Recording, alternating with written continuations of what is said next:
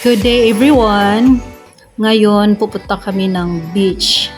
Kasi minsan-minsan lang kami makapag-beach. So, sometimes kailangan din natin magpahinga, mag-unwind. So, pumunta na kami doon sa may Cavite.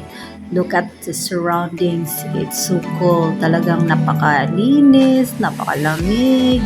Mare-refresh ka talaga. Sobrang ganda doon.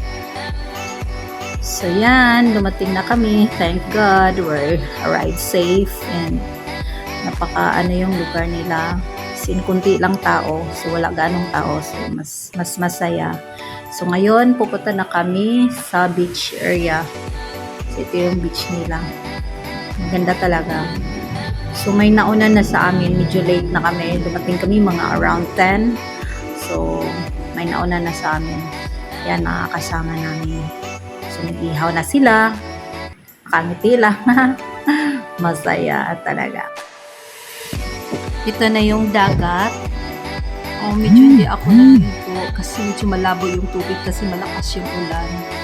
So, look at this guys. Look at the surroundings. Talagang napakalinis. Ako medyo maarte ako Hindi ako ganun naligo pag maraming mga bahay. Basta gusto ko talagang malayo sa bahay. Kita mo na. So, yan. So, playtime. Lalaro sila ng badminton. Nakaka-relax. Nakaka-refresh talaga. Oh, Luna! The little doggy. Sasama siya. Kasi wala siyang kasama sa bahay. Playtime, Luna. Enjoy yourself. You can go anywhere.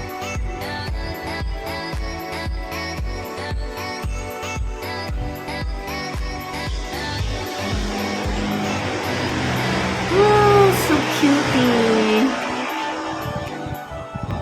Oh, ito na guys. Ito yung monkey. Paghapon na, kasi this is around 3 or 4 p.m. Pauwi na kami.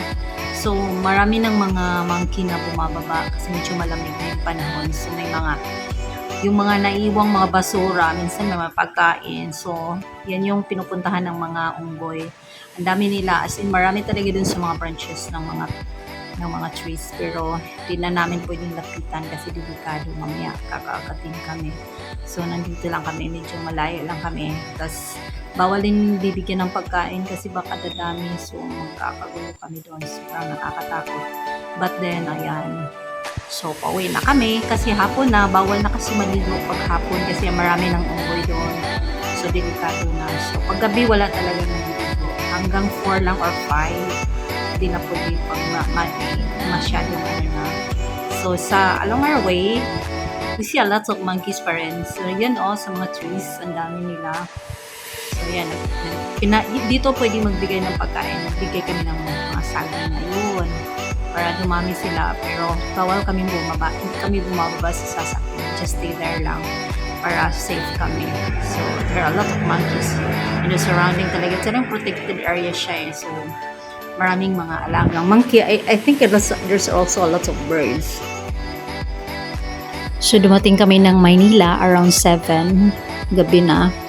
So, dumaan muna kami ng Ayala Mall kasi may binili kami. So, hanggang doon lang yung videos ko. Hindi na ako nagbi-video sa loob ng mall kasi may ginagawa kami. So, thank you for watching. Enjoy! Bye!